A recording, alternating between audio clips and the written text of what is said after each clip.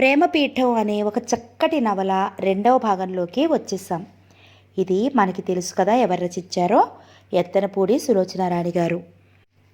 ఇంతవరకు చదివిన నావల్స్ మీద ఇది చాలా డిఫరెంట్గా ఉంది.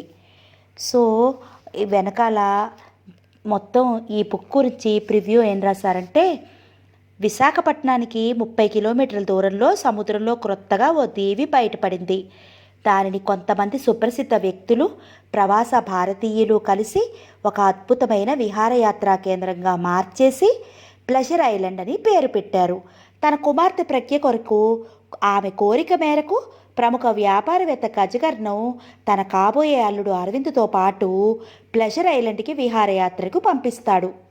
వీళ్ళు బయలుదేరిన స్టీమర్లోనే ఇక్కడ ఆపేస్తున్నాను, ఎందుకంటే నేను చదివాను అనుకోండి, కథలో థ్రిల్ పోతుంది కదా. సో స్టోరీలో నెక్స్ట్ ఏమవుతుందో వినేయండి. ఓకే, కథలోకి వెళ్ళిపోదాం. ఆ ఇంట్లో ఉండాలంటే మావయ్యని బాధ పెట్టకూడదు. మావయ్యని బాధ పెట్టకూడదు అంటే ప్రజ్ఞ చేసే ఈ చెత్త అల్లరి అంతా భరించాలి. అతనికి చాలా ఏడుపు వచ్చేది, కానీ ధైర్యం తెచ్చుకునేవాడు. తను ఇక్కడ ఉంటుంటే తల్లి చిరునవ్వు నిండిన ముఖం గుర్తుకొచ్చేది. అతనికి చాలా ఓపిక, ధైర్యం వచ్చేవి. మా అమ్మ కోసం ఇది భరిస్తున్నానని అతనికి పెద్దయిన కొద్దీ అర్థం కాసాగింది. దాంతో అతను ఒక మనసులేని బొమ్మగా తనని తాను మార్చుకోసాగాడు. ఒకసారి ప్రజ్ఞ వెనక నుంచి వచ్చి వాడి ముళ్ళుతో అతని బుగ్గ మీద గీరింది. రక్తం పొటపటా కారి అతని షర్టంతా తడిసింది. గజకర్ణం గారిది తెలిసి డాక్టర్ గారిని పిలిపించారు, కట్టుకట్టారు. తర్వాత అరవింద్ తనే అలాంటి బాధలకి వైద్యం చేసుకోసాగాడు.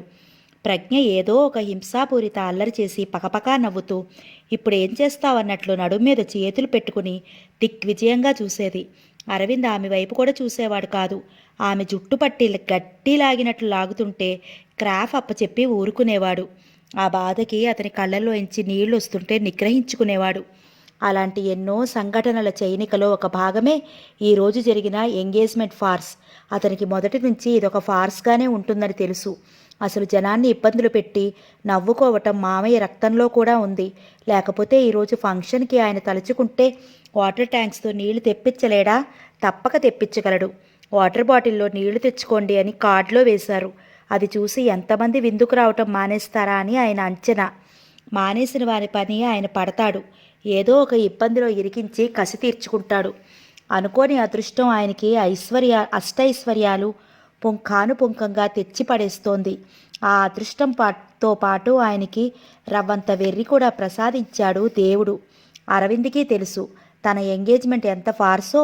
రేపు పెళ్ళి అయిన ప్రథమ క్షణం నుంచి ఇంకా రెట్టింపు ఫార్స్. ఒక్కోసారి అతనికి అదిమిపెట్టిన మనసు తిరగపడుతుంది. తల్లి ఇలా నవ్వులాట బ్రతుకు అవుతుందని తెలిస్తే ఆ వాగ్దానం కలలో కూడా అడగదని తెలుసు. అయిపోయింది. ఆ తలుపులు మూసుకుపోయినాయి. తల్లికిచ్చిన వాగ్దానం తప్పటం అంటే తనకి మృత్యువుతో సమానం. మావయ్యకి ఒక్క ప్రజ్ఞ విషయంలో ఇలా చేస్తాడే తప్ప మిగతా విషయాల్లో తన పట్ల చూపే ఆత్మీయతలో ఏ లోటూ లేదు. తనకి మెడిసిన్ చదివి డాక్టర్ అయ్యి ఏ పల్లెటూరులోనో ప్రాక్టీస్ పెట్టి పేదవాళ్ళకి వైద్యం చేయాలని ఉండేది. కానీ మామయ్య తను చెప్పిన ఈ మాట వినగానే నిశ్చేష్టుడయ్యాడు. కళ్ళు వాల్చి పక్క చూపులతో యగాదిగా చూశాడు. తర్వాత వరుసగా 2 రోజులు డాక్టర్ జీవితం ఎంత భయంకరమైనదో చెప్పి భయపెట్టడానికి చూశాడు. తాను అన్నింటికీ జవాబులు చెప్పాడు. చివరికి నిన్ను మెడిసిన్ చదవద్దు అనటం కేవలం నా స్వార్థం. నువ్వు MBA చదవాలి. నాకు మగపిల్లలు లేరు. ఈ ఆస్తిని ప్రజ్ఞని నీ చేతుల్లో కాకుండా ఇంకొకరి చేతిలో పెట్టగలనా? ఈ ఆస్తి చూసుకోవాలి అంటే నువ్వు MBA చదవటమే ఉత్తమం. నేను చదువు ఎక్కువ లేక ఈ ముడిసరుకు సరఫరా లారీలు ఈ గోలలో పడి కొట్టుకుంటున్నాను. నీకు డిగ్రీ రాగానే నీ చేత బెస్ట్ బిజినెస్ పెట్టిస్తాను. స్టేట్స్లో ఉన్న మన రఘునందన్ వాళ్ళు ఇక్కడ ఏదో ఐలాండ్ కొంటున్నారట. దాన్ని ప్రపంచంలోనే ఒక అద్భుత హాలిడే టూరిస్ట్ రిసార్ట్గా మారుస్తారట. నీ డిగ్రీ అయ్యే లోపల అది కూడా పూర్తవుతుంది. నేను ఆ ఐలాండ్ రావటంతో భాగస్వామిగా చేరుతున్నాను. షేర్స్ నీ పేరిటే కొంటున్నాను అన్నాడు. ఆయన మొదటి నుంచి అంతే. అరవింద్కి ప్రజ్ఞ తనను అల్లరితో బాధ పెట్టినప్పుడల్లా ఆ బాధని మరపించే తాయిలం చేతిలో పెట్టినట్టు ఏదో ఒక ఆకర్షణ కల్పిస్తూ ఉంటాడు. మెడిసిన్ చదవద్దన్నాడు. అరవింద్ సరే అన్నాడు. ఏమీ తర్కించలేదు. అరవింద్కి అంతకంటే మంచి ప్రపంచం ఇవ్వాలి. ఇది గజకర్ణం గారి ఉద్దేశం. విశాఖపట్నం దగ్గరలో సముద్రంలో బయటపడిన ఐలాండ్ని దేశంలో ప్రసిద్ధి చెందిన షా అండ్ షా కంపెనీ వారు, ఇద్దరు రాజకీయ నాయకులు, ఒక సూపర్ స్టార్, ఒక క్రికెట్ స్టార్, ఒక బిజినెస్ మ్యాగ్నెట్, 30 సంవత్సరాలు అమెరికాలో స్థిరపడిన ఇద్దరు ఇంజనీర్స్, జపాన్లో స్థిరపడిన మన ప్రసిద్ధ ఎల్ఆర్ఐ ఆర్కిటెక్ట్ పొన్నుస్వామిని భాగస్వాములుగా కలుపుకుని ఆ దీవిని కొనేశారు. వారు ఇది కొనే ముందు విశాఖపట్నంలో స్థిరపడిన బాగా డబ్బుగల వ్యక్తి కోసం చూశారు. గజకర్ణం ఇది వినగానే వారిని తన ఇంటికి ఆహ్వానించి తను భాగస్వామిగా కలుస్తానన్నారు. ఎంబీఏ చదువుతున్న తన మేనలుడు కాబోయే అల్లుడు అరవింద్ని పరిచయం చేశారు. ఆ రోజు అరవింద్కి ఆ డిన్నర్, వారితో కలిసి 2 గంటలు మాట్లాడటం ఒక కొత్త ప్రపంచానికి ద్వారాలు తెరిచినట్లయింది. బుద్ధి తెలిసిన తర్వాత అతని ఆంతర్యంలో అణగదొక్కిన చిరునవ్వు పెదవుల మీదకి రావటానికి ప్రయత్నం చేసినట్లయింది. అరవింద్ డిగ్రీ పూర్తయ్యే లోపల ఎల్ఆర్ఐల సాంగత్యంలో సంపూర్ణ వ్యక్తిత్వం గల మనిషిగా అయ్యాడు. కానీ అతని మదిలో మేనమామ పట్ల కృతజ్ఞతాభావం గుదిబండలా వేలాడుతూనే ఉంది. బయట ప్రపంచం అందమైనది ఎంతో ఉంది, కానీ అక్కడికి వెళ్ళటానికి తనకు అసలు స్వేచ్ఛ లేదు. తన మెడకి గజకర్ణం అనే మావయ్య ఈ చదువుని స్వతంత్రాన్ని ఒక లాంగ్ రోప్గా మాత్రమే ఇచ్చాడు. అది అతనికి బుద్ధి తెలిసిన కొద్దీ అర్థం అవసాగింది. అతనిలో సంఘర్షణ ఎక్కడో ఏదో మారుమూల పల్లెలో జీవం పోసుకుని ఊపిరి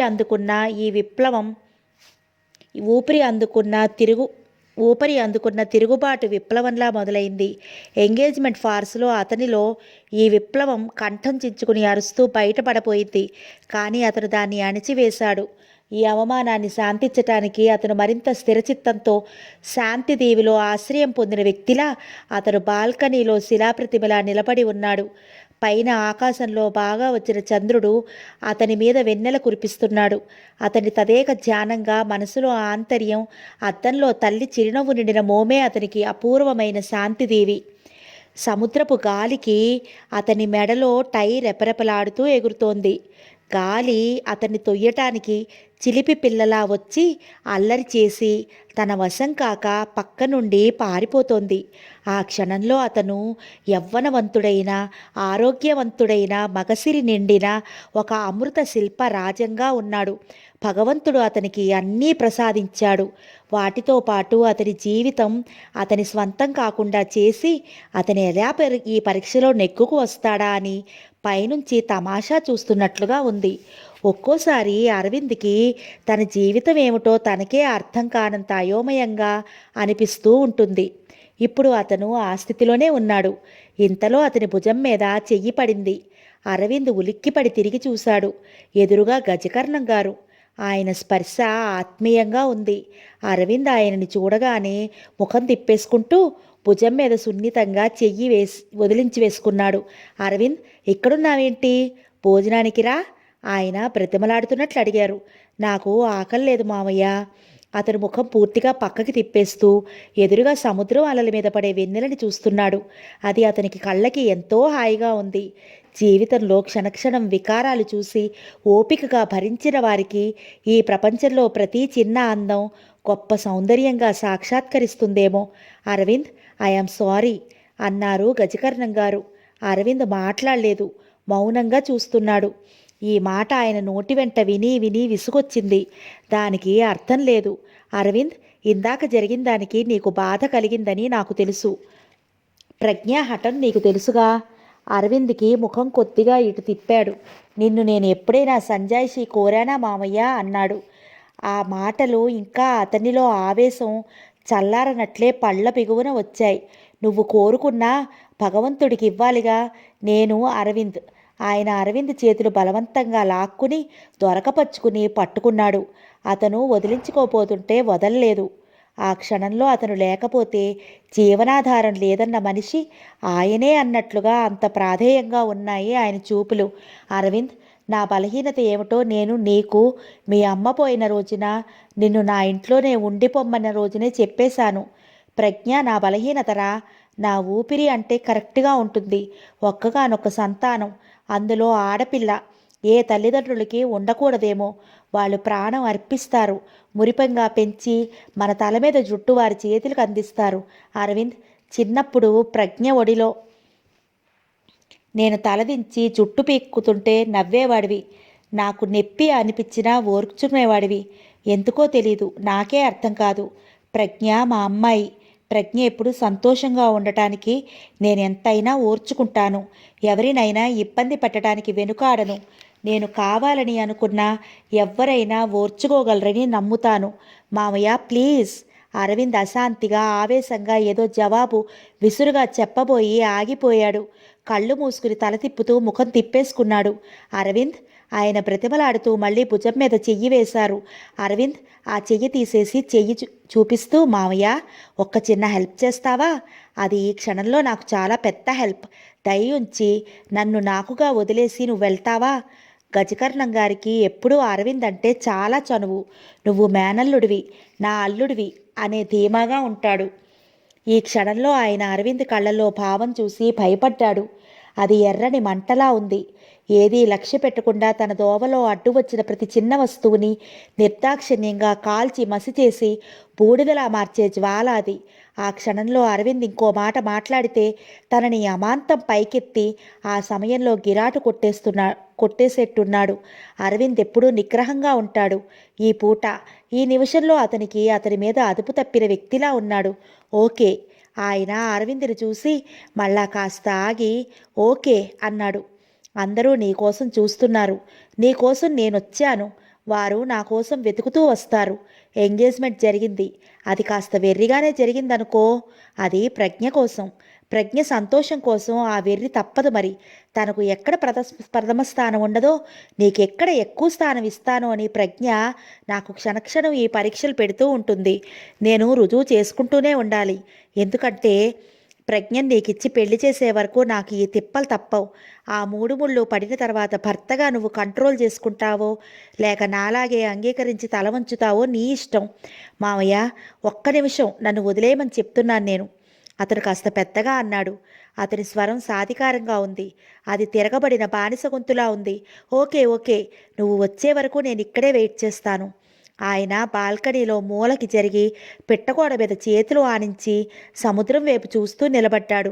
అరవింద్ బాల్కనీకి ఈ మూల పూర్తిగా ఆయన వైపు వీపు తిప్పేసి పిట్టగోడ మీదకి చెయ్యి ఆనించి నిలబడ్డాడు. ఇద్దరి మధ్య సుదీర్ఘమైన మౌనం. ఎదురుగా కెరటాల ఘోష. ఆవేశంతో చంద్రుడిని మళ్ళా మబ్బులు కమ్మేస్తున్నాయి. బాల్కనీలోని డోర్ తెరుచుకుంది. గజకర్ణం గారి పిఏ పురుషోత్తం వచ్చాడు. సార్, మీరిక్కడున్నారా? మీకోసం అంతటా వెతుకుతున్నాను. మీ గురించి, అరవింద్ గారి గురించి అందరూ అడుగుతున్నారు సార్ అన్నాడు. గజకర్ణం గారు అటు ఆ మాట అరవింద్కి చెప్పమన్నట్లు చెయ్యి విదిలించి అరవింద్ వైపు చూపించారు. పురుషోత్తం అరవింద్ వెనకగా వచ్చి సవినయంగా, అరవింద్ సార్, మీరు భోజనానికి రాకపోతే రేపు పేపర్లలో ఈ వార్త పెద్ద అక్షరాలతో వస్తుంది. ప్రెస్ వాళ్ళు కూడా మిమ్మల్ని అడుగుతున్నారు. తెల్లవారేసరికి ఈ కుటుంబ పరువు గంగలో కలుస్తుందా, మామూలుగా ఉంటుందా అన్న విషయం మీ మీదే ఆధారపడి ఉంది సార్. కనీసం మీ మావయ్య కోసమైనా. షటప్. అరవింద్ ఇటు తిరగకుండానే అన్నాడు. Please sir. అతను అనునయంగా ప్రతిమలాడుతున్నాడు. అతన్ని విసిగించకు పురుషోత్తం అన్నాడు గజకర్ణం. ఇంటి పరువు సార్. నాకు రేపటి పేపర్లలో హెడ్లైన్లో అక్షరాలు తాటికాయంత నా కళ్ళ ముందు కనిపిస్తున్నాయి. అరవింద్ సార్, ఈ బాధ్యత మీది. మన ఆనందం కంటే బాధ్యత ఎక్కువ అని మీరే చెబుతుంటారుగా మాకు. ఏడి గజకర్ణం. ఓహ్, మామ అల్లుళ్ళు అతిథులందరినీ అనాథలుగా వదిలేసి ఇక్కడ మీటింగ్ పెట్టుకున్నారా? ఇది చాలా అన్యాయం సుమా. రంగారావు గారు వచ్చారు. అరవింద్ భోజనానికి రావటం లేదు అన్నారు గజకర్ణం. వై, వాట్ హ్యాపెండ్ అన్నారు రంగారావు గారు. ఇందాక ఎంగేజ్మెంట్ వైనం అతనికి నచ్చలేదు. గజకర్ణం, to be frank with you, నాకు కూడా అస్సలు నచ్చలేదు. ఓకే, ఒక పని చెయ్యి. ఎంగేజ్మెంట్ ప్రజ్ఞ ఇష్టంగా చేశారు. పెళ్ళి అరవింద్ ఇష్ట ప్రకారం చెయ్యి, ఏమంటావు అన్నాడాయన. అలాగే. ఆయన వచ్చి అరవింద్ భుజం చుట్టూ చెయ్యి వేశారు. కమాన్ అరవింద్, ప్రజ్ఞ లాంటి అమ్మాయికి భర్తగా, గజకర్ణం లాంటి ఎక్సిట్రిక్ మనిషికి అల్లుడుగా నువ్వు ఇలా ఉండకూడదు. నీ బ్యాలెన్స్లో చాలా లోగా ఉండి నువ్వు స్పోర్టివ్గా ఉండాలి. వారి ఆయుధంతోనే వారిని తిప్పి కొట్టాలి. నువ్వు స్పోర్టివ్గా తీసుకోవాలి. నువ్వు చాలా తక్కువ కేటగిరీ మనిషిలా అయిపోతున్నావు. నీకు ఎన్నిసార్లు చెప్పాను ఈ లోకాన్ని రవ్వంత కూడా లక్ష్యం పెట్టకూడదని? రా, నువ్వు రాకపోతే నేను డిన్నర్కి వెళ్ళను అన్నాడాయన. అరవింద్కి ఆయనతో చెప్పించుకోవటం ఇబ్బందిగా ఉంది. గజకర్ణం గారు అక్కడి నుంచి కదలకుండా నిలబడటంలో ఉద్దేశం కూడా ఇదే. అందరూ వస్తారు. పద, ఒకటి చెప్తాను. తనకి బాధ కలిగింది, చాలా బాధ. ఏ యువకుడు ఎప్పుడూ నవ్వుల పాలు కానంత అవమానం. కానీ ఆ అవమానం బాధ తను ఒంటరిగా ఉండి అనుభవించాలి. అరవింద్కి ఆ అవకాశం లేదని అర్థమైంది. అతను ఎప్పటిలాగే రాజీ పడక తప్పలేదు. వెనక్కి తిరిగాడు. ఎవరివైపు చూడలేదు. డోర్ తెరుచుకుని వెళ్ళబోయాడు. గజకర్ణం గారు రంగారావు దగ్గరికి వచ్చి థ్యాంక్ యూ అన్నాడు. అందరూ భోజనాల హాల్లోకి వచ్చారు. అక్కడ పెద్దల కబుర్లు, చిరుతవాళ్ల నవ్వులతో, కేరింతలతో కోలాహలంగా ఉంది. అరవింద్, రంగారావు గారు, గజకర్ణం ఒక టేబుల్ దగ్గర భోజనానికి కూర్చున్నారు.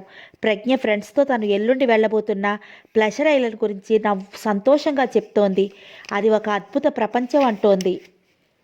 3 రోజుల తర్వాత విశాఖపట్నం డాక్ యార్డ్ ఎదురుగా సముద్రపు అలల మీద వయ్యారంగా ఊగుతూ ప్లెషర్ ఐలాండ్కి వెళ్ళటానికి స్టీమర్ రాజహంస సిద్ధంగా ఉంది. రాజహంస స్టీమరుని రెక్కలు విప్పిన హంసలా తీర్చిదిద్దారు. రంగురంగుల పూలదండలు, రంగు కాగితాల తోరణాలు సాయంత్రపు నీరెండలో తడతడలాడుతున్నాయి. అక్కడంతా జనం మూగి ఉన్నారు. ప్లెషర్ ఐలాండ్ హాలిడే రిసార్టుగా మార్చిన షా అండ్ షా కంపెనీ వారు దేశంలోనే కాక విదేశాలలో కూడా చైన్ హాలిడే రిసార్ట్స్ నిర్మించిన పెద్ద వ్యాపారస్తులు. ప్రజలను అబ్బురపరచటం, ఆనందపరచటం అనేది వారి ధ్యేయం. దానికోసం ఏదైనా చేస్తారు, ఎంతైనా ఖర్చు పెడతారు. ఆ రూపంగా వారు ఖర్చు పెట్టిన రూపాయికి 10 రూపాయలు టూరిస్టులను ఆకర్షణ మైకంలో పడేసి ఆద్యంతాలను తిలకించే ప్రవేశ టిక్కెట్ల ద్వారా గుంజేస్తారు. మామూలు మనిషిని ఒక్కసారి స్వర్గం అంటే ఇలాగుంటుంది కాబోలు అనిపించేటట్లు చేసే ఘనతలో వారిది అందివేసిన చెయ్యి. ప్లెషర్ ఐలాండ్ సందర్శనానికి, అక్కడ 15 రోజులు సెలవుగా ఆనందాతిరేకంలో గడపటానికి మనిషికి ఒక టికెట్ 1,00,000 రూపాయలు. ఇంకో 15 రోజులు ఉండాలంటే ఇంకో 1,00,000 చెల్లించుకుని సెలవు పొడిగించుకోవచ్చు. అలా 2 వారాలకి 1,00,000 చొప్పున చెల్లిస్తే ఎన్ని రోజులైనా ఉండనిస్తారు. 1,00,000 పెట్టి టిక్కెట్టు కొన్నవారికి భూమి మీద నుంచి స్టీమర్లో కాలు పెట్టిన క్షణం నుంచి మళ్ళీ 15 రోజుల తర్వాత తిరిగి వచ్చి స్టీమర్ దిగి నేల మీద కాలు పెట్టే వరకు భోజన వసతి, ఆరోగ్య సౌకర్యాలు అన్నీ యాజమాన్యం వారివే. ఆ విధంగా ప్లెషర్ ఐలాండ్కి వెళ్ళే ప్రతి టూరిస్టు వారికి ఒక ప్రత్యేక అతిథి.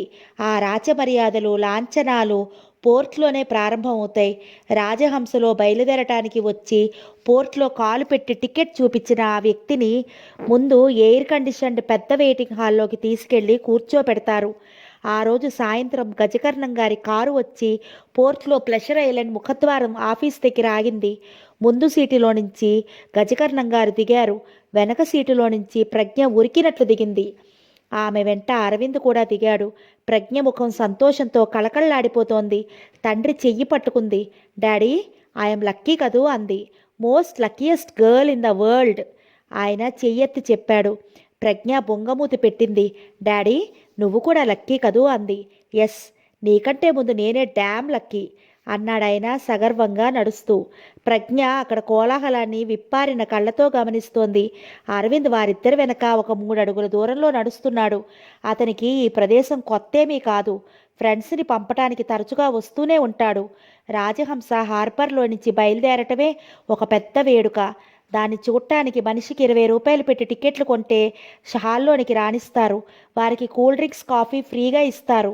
అక్కడి నుంచి ఎదురుగా రాజహంసలోనికి వెళ్లే ప్రయాణికులని, ఆ స్వాగత ఏర్పాట్లని కళ్ళారా తిలకవచ్చవచ్చు. ఈరోజు రాజహంస ప్లెషర్ ఐలాండ్కి బయలుదేరే రోజు.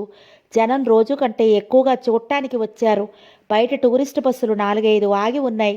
జనం సందడితో కోలాహలంగా ఉంది. గజకర్ణం హాల్లో కడుగు పెడుతూ వెనక్కి తిరిగి మేనల్లుడి కోసం చూశారు. అరవింద్ వస్తున్నాడు. ప్రజ్ఞ తండ్రి చేతిని వదిలేసింది. జనంలో కలిసి వెళ్ళిపోతోంది. ఆమెను చూస్తుంటే ఒంటి మీద తనెవరో స్పృహ కోల్పోయినట్లుగా కలలోలాగా వెళ్ళిపోతోంది. అరవింద్ రా, ఆయన ఆగి పిలిచాడు. నువ్వు పదమావయ్యా అన్నాడు అరవింద్.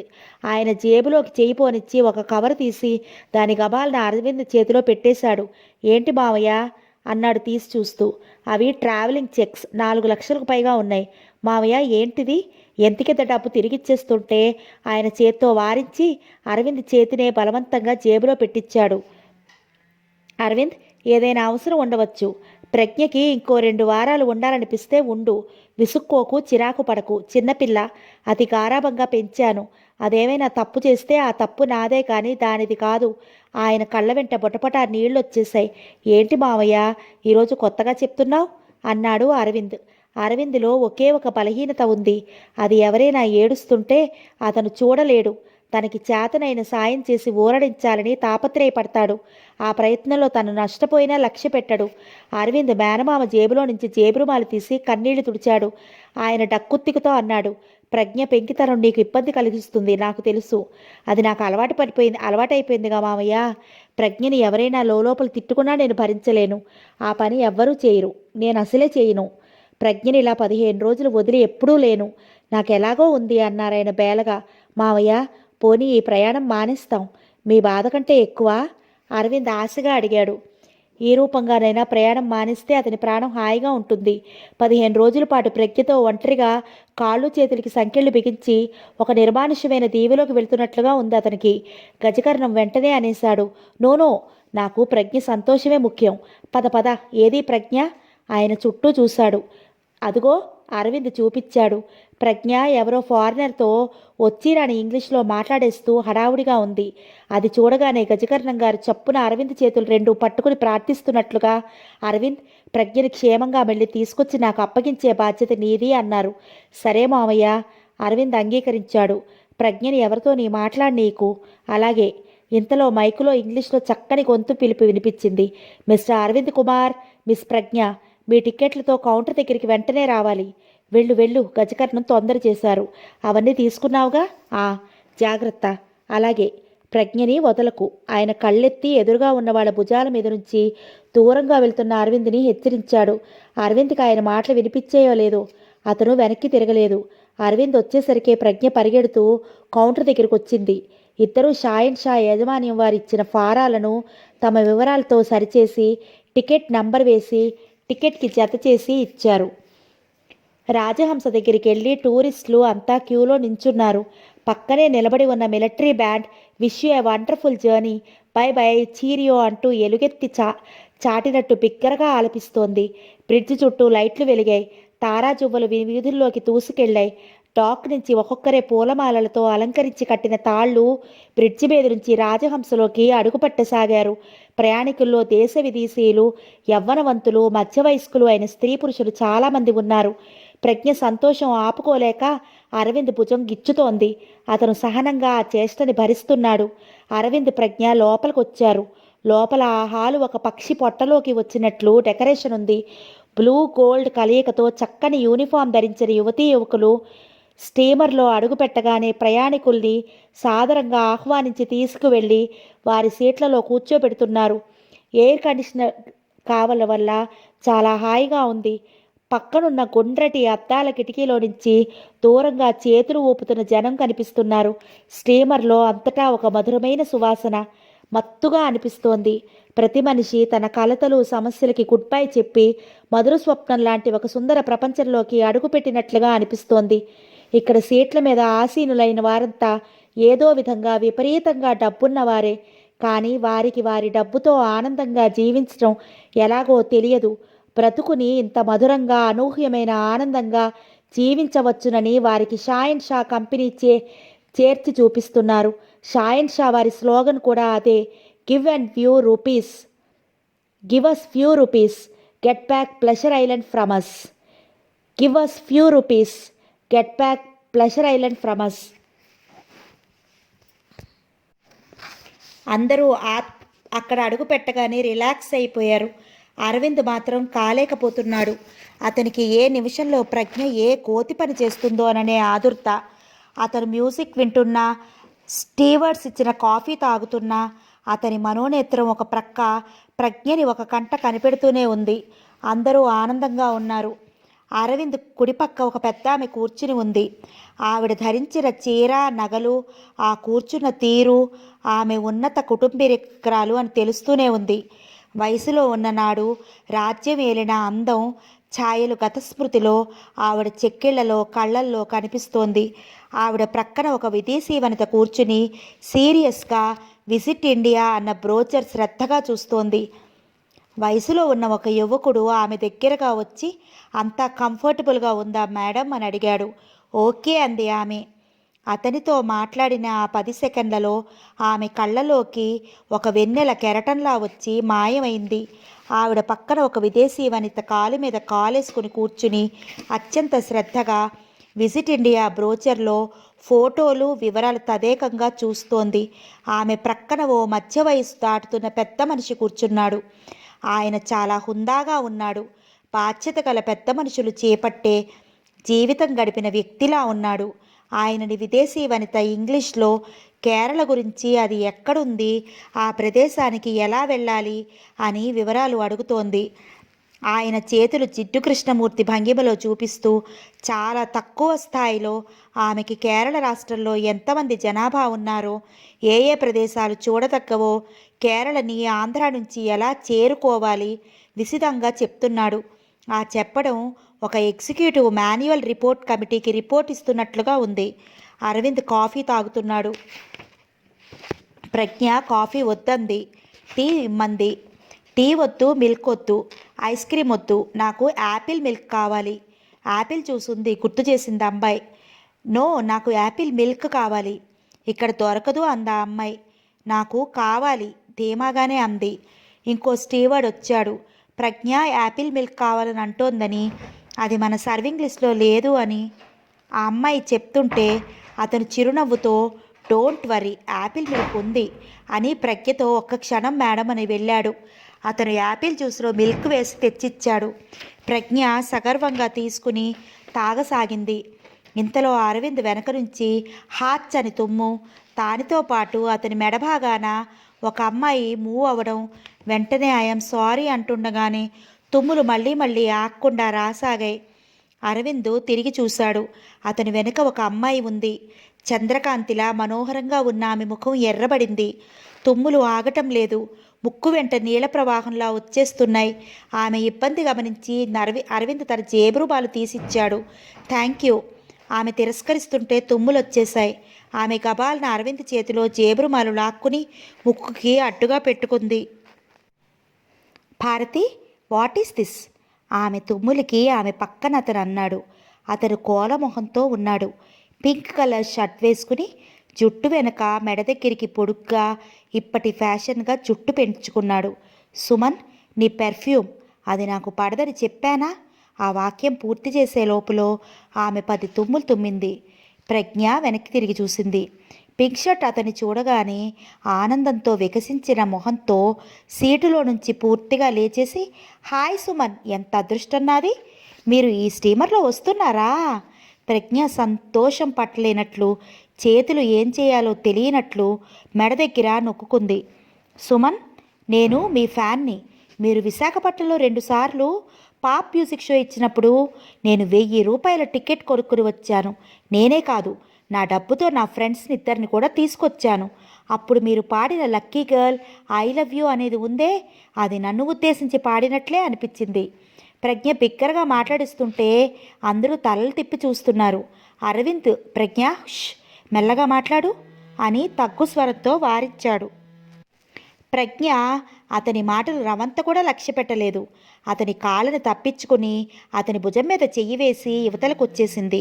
తుమ్ముతున్న భారతిని చూస్తూ, అయ్యయ్యో, ఇలా తుమ్మేస్తున్నారే, సుమన్కి జలుబు అంటితే ఆయన కంఠం పాడైపోదు.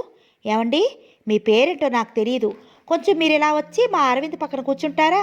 నా డ్రీమ్ హీరో సుమన్ గారి దగ్గర 10 నిమిషాలు కూర్చునే భాగ్యం కలిగిస్తారా నాకు? భారతి ఒక్క నిమిషం సుమన్ వైపు చూసింది. సుమన్ ప్రజ్ఞనే ఇంట్రెస్టింగ్గా చూస్తున్నాడు. భారతి తన బ్యాగ్ తీసుకుని లేచి ప్రజ్ఞకి సీట్ ఇచ్చింది. ఓ థ్యాంక్ యూ. ప్రజ్ఞ గబాల్న భారతిని పట్టుకుని బుగ్గ మీద సంతోషాతిరేకంతో గట్టిగా ముద్దు పెట్టేసుకుంది. సుమన్ గారు, నా కళ్ళని నేను నమ్మలేకపోతున్నాను. ఇది కళా నిజమా?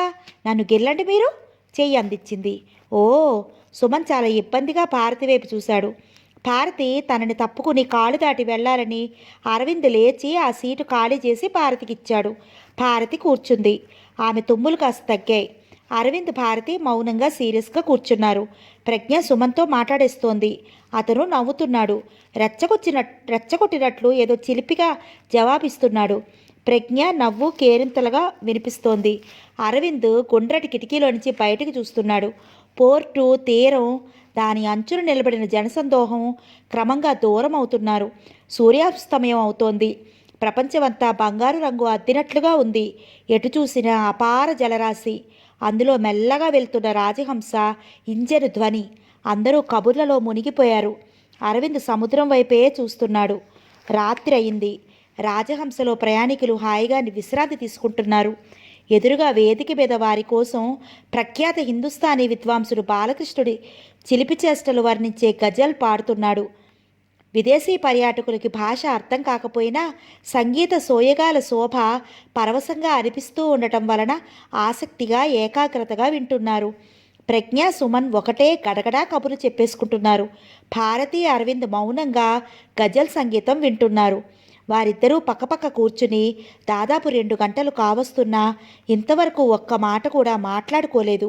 గాంభీర్యత వారి వ్యక్తిత్వంలో ముఖ్య భాగంలా ఉంది. ఇటువైపు సీట్లో కూర్చున్న పెద్ద ఆవిడ తనే భారతిని పలకరించింది. మీ పేరేమిటి? భారతి. ఏం చేస్తున్నారు? సయోధ్య పబ్లిక్ స్కూల్ హెడ్ మిస్ట్రెస్గా చేస్తున్నాను. బిఈడి చేశారా? లేదు, ఎంఏ సోషియాలజీ చేశాను. ఆవిడ బ్యాగ్ తెరిచి తన కార్డు తీసిచ్చింది. భారతి కార్డు చూసింది. డాక్టర్ వి జ్ఞానేశ్వరీదేవి, హైదరాబాదులో పోష్ లొకాలిటీ అడ్రస్ ఉంది. 3 టెలిఫోన్ నెంబర్లున్నాయి. డాక్టర్ అంటే? సందేహంగా అడిగింది. PhD, Benares university. సాంఘిక సమస్యల్లో స్త్రీ అనేది నా రీసెర్చ్ సబ్జెక్ట్ అంది. మీ అధ్యయనంలో స్త్రీల సమస్యల గురించి మీకు బాగా అవగాహన వచ్చి ఉంటుంది అంది. ఆమె తల ఊపింది. ఒక్కొక్కరిది ఒక రామాయణం అంత ప్రత్యేక గ్రంథం లాంటిది. బాధ. నేను ప్లెషర్ ఐలాండ్కి ప్లెషర్ ట్రిప్ కోసం రావటం లేదు. ఇక్కడ హోటల్స్లో షా అండ్ షా యాజమాన్యం వారు స్త్రీలని ఎంటర్టైన్మెంట్కి ఒక ముఖ్య భాగంగా ఉపయోగిస్తున్నారు. వారిని విలాస వస్తువుగా మార్చి వ్యాపారం చేస్తున్నారా అని అధ్యయనం చేయడం కోసం వచ్చాను. ఆల్ ఇండియా ఉమెన్ లిబరేషన్ వారు నన్ను ఈ అధ్యయనం కోసం పంపుతున్నారు. అందువలన అందరిలాగా నేను హాలిడేగా ఈ ప్రయాణంలో రిలాక్స్ కాలేను. డ్యూటీ మీద ఉంటే అదో విధమైన పరిమితి మనసుకు వచ్చేస్తుంది. అవును, భారతి ఒప్పుకుంది. మీరు? జ్ఞానేశ్వరి అడిగింది. క్రీగంట ఇంత క్రితమే ఆ అమ్మాయి కట్టుకున్న చీర, పెట్టుకున్న నగలు గమనించింది. చాలా మామూలుగా ఉన్నాయి. అయినా ఆ అమ్మాయిలో ఏదో అనిర్వచనీయమైన ప్రత్యేకత ఉంది. ఆ అమ్మాయి అందరిలా నవ్వుతూ కేరింతలుగా లేదు. ప్రక్కన భారతి వయసుకి తీటైన అందమైన కుర్రాడున్న మాటలు కల్పించుకోవటం లేదు. ఆమె తుమ్ములు కాస్త తగ్గాయి. ముక్కు మాత్రం ఎర్రగా దొండపండులా కందిపోయి ఉంది. స్త్రీ అంటే ఈ విధంగా గాంభీర్యంగా, నాజూకుగా, అందంగా ఉండాలి అని దేవుడు ఉదాహరణగా చూపించటానికి ఆమెను సృష్టించినట్లుగా ఉంది. ఈ స్టీమర్కి ఎక్కిన ప్రతి వ్యక్తి మామూలు వ్యక్తి కాదు. భారతిని పరిచయం చేసుకోవడానికి జ్ఞానేశ్వరీదేవి వివరాలు అడుగుతోంది. ఆ అమ్మాయి డబ్బు గల వ్యక్తిగా లేదు అని తెలుస్తోంది. భారతి ఆమెకు సమాధానం చెప్పింది. మన తెలుగులో అత్యంత సర్క్యులేషన్ గల వారపత్రిక విజయ్ సింధు వారి సేల్స్ ప్రమోషన్స్ కోసం పెట్టిన లక్కీ డ్రా స్కీమ్లో నా పేరు వచ్చింది. వారు డ్రాలో ప్రప్రథమంగా వచ్చిన పేరు గల వారికి ప్లెషర్ ఐలాండ్లో విహారయాత్ర అని ప్రచురించారు. రెండో పేరు అదిగో ప్రఖ్యాత పాప్ సింగర్ సుమన్ గారి పేరు వచ్చింది. భారతి ప్రజ్ఞతో మాట్లాడుతున్న సుమన్ని చూపించింది. విజయ్ సింధు లక్కీ డ్రా గురించి విన్నాను. సీఎం ఆ డ్రా తీశారు కదూ, బాగుంది. లక్కీ డ్రాలు చాలా విన్నాం, కానీ మీ అదృష్టం ప్రత్యేకమైనది అంటూ జ్ఞానేశ్వరీదేవి అభినందించింది. ఎదురుగా వేదిక మీద గజల్స్ పాడటం పూర్తయింది. ఫ్లూటు వాయిద్యం ఒక అతను వినిపిస్తున్నాడు. ఆ సంగీతం ఎంతో హాయిగా ఉంది. మీ పక్కనతను అంది ఆవిడ. ఎందుకంటే భారతిని అతని ప్రక్కప్రక్కన అలా చూస్తుంటే రాధాకృష్ణులో, రతీ మన్మధులో, పార్వతీ పరమేశ్వర్లో గుర్తొస్తున్నారు. ఇద్దరూ ఒకరికొకరు తగినట్లుగా అందమైన జంటగా ఉన్నారు. భారతి తెలియదన్నట్లు తల తిప్పింది. మీరు? జ్ఞానేశ్వరీదేవి అరవింద్ని అడిగింది. అరవింద్ జేబులో నుంచి కార్డు తీసిచ్చాడు. ఓ, గజకర్ణం గారితో మిమ్మల్ని ఒక సినిమా థియేటర్ ప్రారంభోత్సవంలో చూశాను. అప్సరా థియేటర్. అది గజకర్ణం గారిదే కదూ? అరవింద్ అవునన్నట్లు తల ఊపాడు. ఇప్పుడు గుర్తుకొచ్చింది, నేను మిమ్మల్ని కలిశాను ఒకసారి. ఓ మిస్టర్ అరవింద్, మీరు ఆ రోజు నా ఉపన్యాసం విన్న తర్వాత నన్ను అడిగి అడ్రస్ తీసుకుని లిటిల్ ఫ్లవర్ అనాథాశ్రమంలో 2 పిల్లల్ని దత్తత తీసుకున్నారు. మీరే కదూ? యామే కరెక్ట్? అరవింద్ తల ఊపాడు. నేను మిమ్మల్ని ఇంట్రడ్యూస్ చేస్తూ వారికి లెటర్ రాసిచ్చాను. ఆ పిల్లలు ఎలా ఉన్నారు? ఫైన్. మగపిల్లలా ఆడపిల్లలా అని అడిగింది. మగపిల్లలే. వై? ఇద్దరిని మగపిల్లల్ని ఎందుకు దత్తత తీసుకున్నారు? అన్యాయం కదా. ఒక బాలికకి ఆ అదృష్టం మీరెందుకు కల్పించలేదు? మీరేమైనా స్త్రీ ద్వేషులా? నో అన్నాడతను. మరి మగపిల్లల అవసరాలు ఏంటో నాకు అర్థమవుతాయి. వారి భయాందోళనలు కూడా నేను అంగీకరించగలను, ఆలోచించగలను. మగపిల్లలైతే నాకు ఈజీగా అనిపిస్తుంది. ఆడపిల్లలు నాకు తెలియదు. గుడ్, నిజం ఒప్పేసుకున్నారు. ఆ పిల్లలు చదువుతున్నారు. పెద్దవాడు సీను 8వ తరగతికి వచ్చాడు. రెండో అబ్బాయి పరీక్షిత్ 4వ తరగతిలో ఉన్నాడు. మిస్టర్ అరవింద్, మిమ్మల్ని పొగట్టం లేదు. మీరెంత మంచి పని చేశారో మీకు తెలుసా? నాకు చేతనైనంత సాయం సాటి మనిషిగా చేశానంతే. వారిని చూస్తుంటే ఆ పిల్లలకి నేను ఇచ్చిన దానికంటే వారి నుంచి నేను పొందుతున్న ఆనందం వెలకట్టలేనిదనిపిస్తోంది. నా జీవితంలో ఒక భాగం అయ్యారు. అరవింద్ ఆ మాటలు చెప్తుంటే ఆ సమయంలో అతని ముఖంలో ఆత్మసంతృప్తి కనిపిస్తోంది. భారతి ముందు వారిద్దరూ సంభాషణ తనకి పట్టనట్లుగా పుస్తకం తిరగవేయసాగింది. కానీ రాను రాను ఆ సంభాషణ కుతూహలంగా అనిపించి తలెత్తి వినసాగింది. అరవింద్ 2 పిల్లల గురించి చెప్తుంటే అతని వైపు చూడకుండా ఉండలేకపోయింది. ఆమెకేమిటో అతని కంఠస్వరం, పిల్లల గురించి ఆ వివరాలు వింటుంటే చాలా ఆనందంగా అనిపించింది. ఆ ఆనందం మెల్లగా పింఛం విప్పి అడుగులు వేసి నృత్యం చేయడానికి సిద్ధమవుతున్న మయూరిలా ఉంది. అది మానవత్వం నిండిన మనిషి కోసం యాంత్రిక జనం మధ్య వెతికి అలసిపోతున్నప్పుడు హఠాత్తుగా కనిపిస్తే కలిగే సంభ్రమం లాంటిది. మనుషుల పట్ల నమ్మకం చెదిరిపోని ఆనంద దీపిక అది.